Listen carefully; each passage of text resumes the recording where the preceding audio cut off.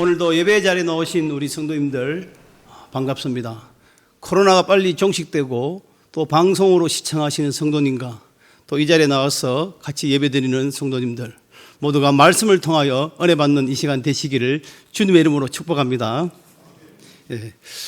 우리는 소명과 사명이라는 말을 자주 듣습니다. 소명과 사명의 차이는 무엇일까요?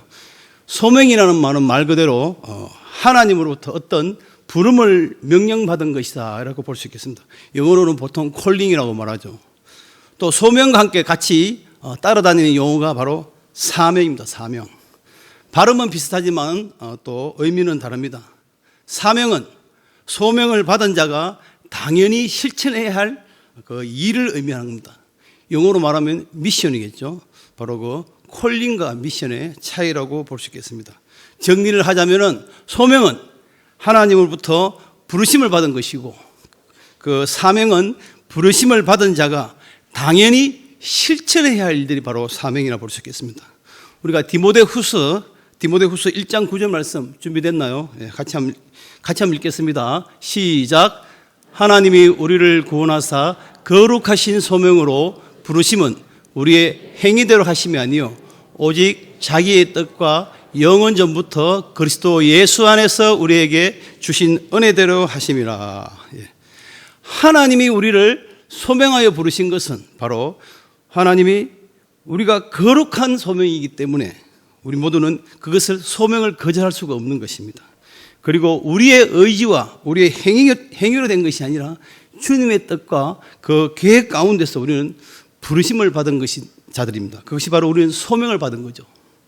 우리는 거룩한 소명을 받았기 때문에 목사로서 또 장로로서 권사, 집사로서 또 순장으로서 또 교사로서 또 부장, 회장 여러 가지의 우리는 직무로 소명을 받습니다. 하나님 나라와 교회를 위해서 우리가 하는 그 모든 사역은 바로 하나님이 주신 귀한 소명이라는 것이죠. 모세는 하나님이 모세를 불렀습니다. 그때 모세는 하나님, 저는 입이 뻣뻣하고 혀가 둔해서 저는 하나님이 주신 그 소명을 감당하지 못한다고 5번이나 소명을 거절했습니다. 그럴 때 하나님께서는 모세를 찾아가서 모세야 괜찮다. 네가 하는 것이 아니다. 네가 정 입이 서툴면은 내가 너의 형 아론을 붙여줄게. 말 잘하는 아론을 붙여줄 테니까 같이 해라. 그러면서 하나님께서는 거절하는 모세를 버리지 아니하시고 하나님도 양보하지 않으시고 끝까지 소명을 주셨습니다. 그때 모세는 더 이상 변명하지 아니하고 순종하여 그 소명을 잘 감당하여 사명을 잘 감당했던 것입니다. 또 우리가 요나를 알 수 있습니다. 요나는 하나님이 니느웨에 가서 네가 전도 좀 해라. 그렇게 하니까 죽어도 싫다고 가지 않았습니다. 그는 니느웨는 동쪽에 있는데 그는 그 반대인 지중해 쪽인 서쪽으로 도망가기 시작했습니다. 그래서 그는 다시스로 도망가다가 붙잡혀서 물고기 뱃속에서 3일이나 있었습니다. 여러분 물고기 뱃속이 깨끗했을까요? 성경에는 없지만 저는 한번 추측해 봤습니다. 식사는 다 하고 오셨죠? 예, 제가 왜 이 말씀드리냐면 편하게 말씀드리겠습니다. 물고기 뱃속은 여러 가지 소화기관이 움직이고 산이 분비되기 때문에 저는 상당히 지지할 것입니다. 어디에 있었는지는 정확한 위치는 모르겠지만은 어쨌든 입으로 3일 만에 입으로 토해냈을 것인데 그 토할 때 그 구토한 그 모습, 그 악취로 가득한 그 배설물 가운데 있었을 것입니다. 물론 제 추측입니다만은. 그리고 3일 동안 배를 타도 배멀미 하는데 뱃속에서 3일 동안 있었는데 얼마나 이 큰 물고기에 돌아다니면서 많은 고기 먹으면서 힘들었겠습니까? 죽도록 고생하다가 실컷 고생하다가 결국은 하나님 앞에 붙잡혀서 그는 3일 만에 하나님 앞에 항복하고 그 소명을 받았습니다. 그 소명을 받아서 니느웨 가서 전도를 한 것이죠. 우리가 하나님이 부르시면은 하나님이 맡기시면은 그 소명은 죽도록 충성하여 감당을 해야 되는 것이 소명입니다. 소명은 피하고 싶다고 피하는 것이 아닙니다. 소명을 받은 자는 기쁨으로 그것을 감당해야 됩니다. 그 소명을 실천으로 옮기는 것이 바로 사명이라고 볼 수 있겠습니다. 우리가 마땅히 해야 될 그 사명은 무엇일까요? 오늘 본문 11절에 보면은 우리 본문 11절 다 같이 한번 보시겠습니다. 예, 같이 한번 읽을까요? 시작. 그가 어떤 사람은 사도로, 어떤 사람은 선지자로, 어떤 사람은 복음 전하는 자로, 어떤 사람은 목사와 교사로 삼으셨으니. 교회 안에도 다양한 하나님의 부르심이 있습니다.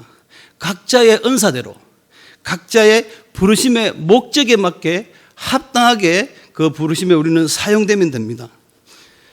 고린도 전서 7장 17절 한 번 더 보겠습니다. 고린도 전서 7장 17절 다 같이 한번 읽어보겠습니다. 시작.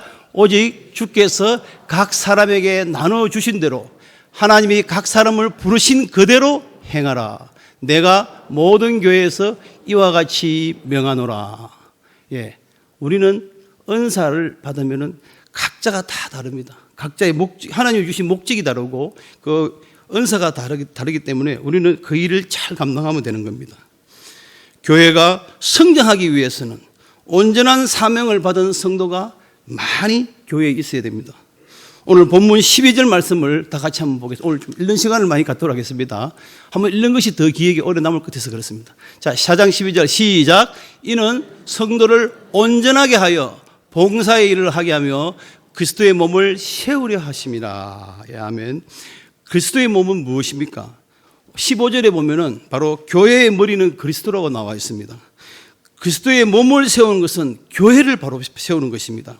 교회를 바로 세우려면은 우리 성도는 온전하게 봉사를 해야 됩니다.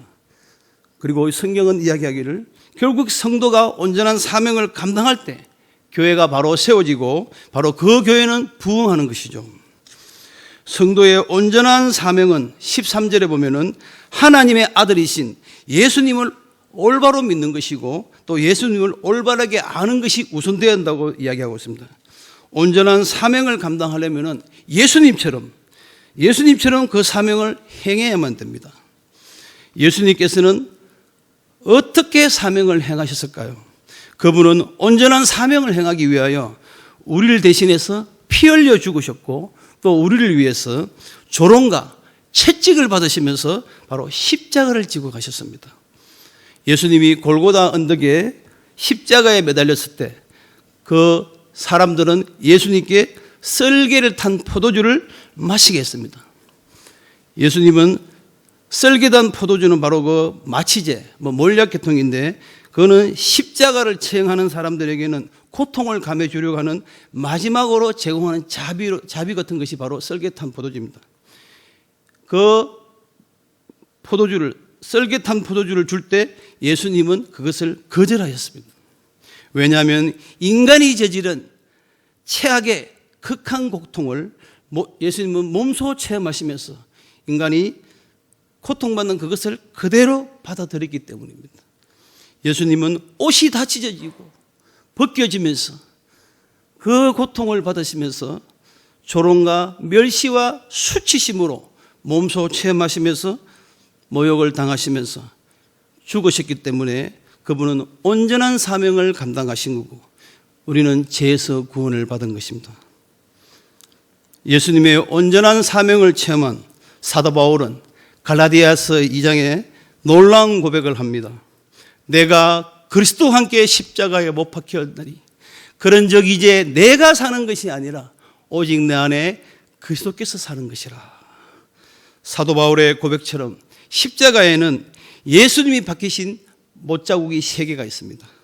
그러나 또 다른 못자국이 3개가 더 있습니다. 내가 그리스도와 함께 십자가에 못 박혔나니 내가 박힐 십자가의 못이 3개가 더 있는 것이죠. 그것을 사도 바울은 체험했기에 그는 이런 놀라운 신앙 고백을 갈라디아서에서 할 수 있었던 것입니다. 주님이 지고 가신 그 십자가를 우리도 지고 가야 됩니다. 우리가 예수님처럼 죽을 수는 없지만 예수님처럼 그렇게 값지게 죽을 수는 없지만 온전한 사명을 우리가 실천하기 위해서는 우리들의 십자가, 내 자신의 십자가를 지고 가야 합니다.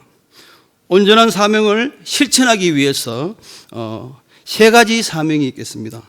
첫 번째 사명은 바로 자신의 온전한 은사를 발견하는 것입니다. 하나님은 모든 사람에게 은사와 재능을 주셨습니다. 말씀 하나 보겠습니다. 고린도전서 7장 7절. 다 같이 한번 읽으실까요? 시작. 나는 모든 사람이 나와 같기를 원하노라. 그러나 각각 하나님께 받은 자기의 은사가 있으니 이 사람은 이러하고 저 사람은 저러하니라. 이 사람은 이러하고 저 사람은 저러하다. 은사와 재능은 모든 사람이 다 다르다는 이야기를 지금 하고 있습니다. 교회 봉사하면서 자신의 은사는 우리가 자신의 은사만 발견하면 되는 것입니다. 하나님께서는 각 사람에게 다른 은사를 주신 것입니다. 교회를 섬기고 우리가 봉사할 때 정말 주의해야 할 부분이 있습니다. 왜냐하면 각자에게 주신 은사가 다름에도 불구하고 우리는 다른 사람의 은사를 비교하고 또 사모하는 경우가 있습니다. 그것은 안타까운 일입니다.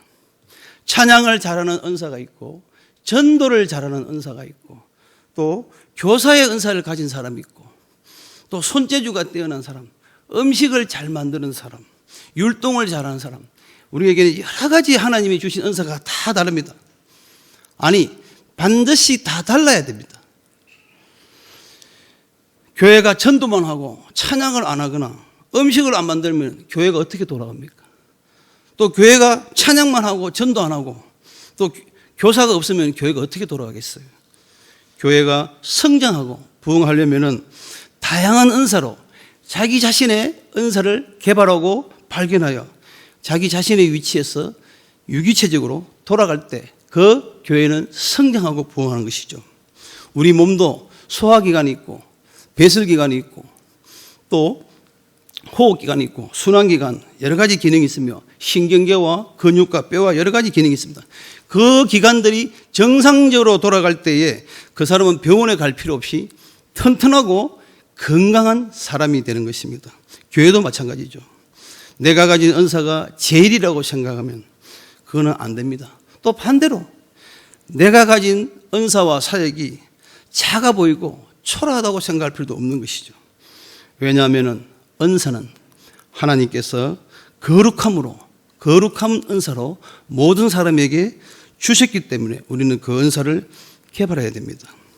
교회에서 봉사하면서 각자가 받은 은사대로 자기의 은사를 잘 발견해 가면 되는 것입니다. 그리고 기쁘게 충성하면 되는 것입니다. 온전한 사명을 실천하기 위한 두 번째 사명으로서는 바로 선한 청지기로서 바로 겸손하게 봉사하는 것입니다. 12절에 보면은 아까 읽었죠. 성도를 온전하게 봉사하게 하여 그리스도의 몸을 세우게 된다 했습니다. 하나님께서 우리에게 은사를 주신 목적은 바로 선한 청지기로서 하나님 나라와 교회를 위해서 봉사하기 위함입니다. 베드로전서 4장 10절 우리 한번 읽어보겠습니다. 베드로전서 4장 10절 시작. 각각 은사를 받은 대로 하나님의 여러 가지 은혜를 맡은 선한 청지기 같이 서로 봉사하라. 은사를 주신 목적이 이것이 내 은사를 과시하거나 또 내 은사를 내세우거나 또 그렇게 자기 자신을 드러내는 것이 은사가 아니라 청지기로서 겸손하게 봉사하는 것입니다. 은사에는 높고 낮음이 없고 은사에는 좋고 나쁨이 없다는 사실이죠. 왜냐하면 은사는 성령님의 뜻 가운데 성령님이 나누어 주신 것입니다. 고린도전서 12장 11절에 보면은 모든 일에 같은 한 성령이 행하사 그의 뜻대로 각 사람에게 나누어 주신 것이다. 한 성령에 놓은 은사이기 때문에 우리는 은사에는 구분이 없는 것입니다. 자신의 은사를 높이고 남의 은사를 낮춘다든지 또 비교한다든지 그러면은 자신의 은사는 서서히 병들어가게 되어 있습니다. 그 병의 정세가 심해지면은 결국은 치료가 불가능한 것이죠. 하나님께서는 주신 그 은사도 빼앗기게 될 수도 있습니다. 성장하는 교회는 반드시 이유가 있습니다. 교회와 교인들이 서로의 은사를 존중해주고 칭찬해주고 나보다 낮게 더 여겨줄 때에 바로 그때 교회는 성장하는 것이고 또 자신의 은사를 개발하여 성령 충만한 상태에서 그걸 활성화시켜 나갈 때에 건강한 교회, 복받는 교회가 되는 것입니다. 이런 교회는 성장하지 말라고 해도, 부엌을 잡으려고 해도 성장할 수밖에 없는 것이죠.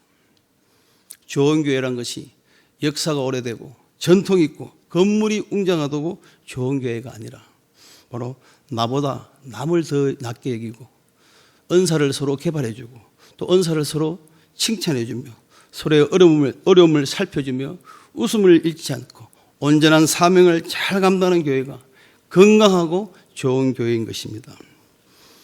온전한 사명을 실천하기 위한 세 번째 사명은 자신의 자리를 끝까지 지키는 것입니다. 사도행전 20장 28절에 사도 바울은 로마로 압송되기 전에 죽음을 앞두고 에베소에 있는 교회 장로들과 사람들을 불러서 밀레드에서 만나서 이야기합니다. 여러분, 자기 자신들을 잘 살피고 또 양떼들을 잘 보살펴 주세요. 성령이 여러분들을 감독으로 세웠으니 하나님께서 자기의 아들의 피로 사신 교회를 돌보게 하셨습니다. 그는 장로들과 직분자들에게 이 말을 남기고 나중에 로마로 끌려가게 됩니다. 한국 교회가 사회로부터 공격을 많이 받고 있습니다. 목사인 저 자신도 마찬가지입니다. 양을 제대로 돌보지 못하고 또 자기 자리를 지키지 못한 목사는 천국에 갔어도 그 책임이 클 것 같습니다. 돌보는 양이 많을수록 목회 자리는 더 힘들 것 같습니다. 장로로서, 근사로서, 집사로서, 순장으로서, 교사로서 직분을 감당하지 못하고 자기 자리를 지키지 못한 그 교회와 그 성도는 하나님께서 책임을 물으실 것 같습니다. 5월 3일 주일에 저희 교회는 장로님 5분을 선출합니다. 투표하는 교인이나 또 장로로 소명을 받는 교인이나 온 교인이 정말 기도하며 준비해야 합니다. 목사는 목사다워야 되고 장로는 장로다워야 돼. 교인이 교인다울 때 그 교회는 교회다워지는 것입니다.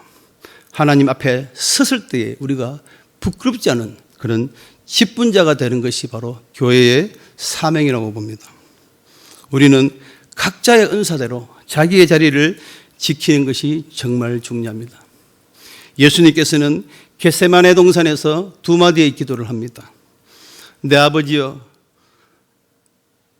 만일 할만하시거든 이 잔을 내게서 지나가게 하옵소서. 그의 고백은 힘든 고백이었고 말하기 힘든 기도였을 것입니다. 예수님도 이 자리를 지키기가 너무 힘들었던 것이죠. 예수님도 인간을 오셨기 때문에 채찍이 싫었고 고문이 싫었고 죽음이 싫었던 것이죠. 피할 수 있으면 피하고 싶습니다. 아버지 하나님, 이 잔을 피하게 하여 주시옵소서. 그는 피하고 싶었지만 다시 한번 마음을 모으고 두 번째 기도를 합니다. 나의 원대로 마옵시고 아버지 뜻대로 하시옵소서. 예수님은 자신의 사역을 알았고 자신이 해야 할 일을 알았고 자기 자리를 지켜야 할 줄 알았기 때문에 그는 끝까지 자기 자리를 지키기 위해서 내 뜻대로 하지 말고 아버지 뜻대로 하시옵소서 하면서 그는 끝까지 자기 자리를 지키시고 죽으셨기에 예수님은 자랑스럽고 영광스러운 것입니다. 전에 제가 한번 설교한 적이 있는데 아차산 중턱에 보면은 워크힐 호텔이 있습니다. 이 워크힐 호텔은 6.25 전쟁 때 참전한 워커 장군의 이름을 기리기 위해서 붙여준 지명입니다. 6.25 전쟁 시에 우리 아군들이 낙동까지 후퇴했을 때 미국에서는 연합군들은 전면 철수와 또 한국의 정부 요인들과 피난민들을 한 62만 명 정도 그때 파괴됐다더라고요. 그들을 배를 태워서 남태평양 서사모아 어느 섬으로 이주시키자는 계획을 그들은 설계하기 시작했습니다.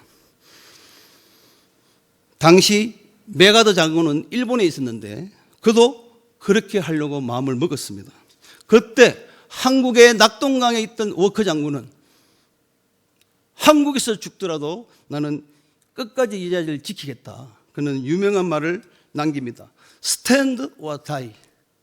지키느냐 아니면 죽느냐.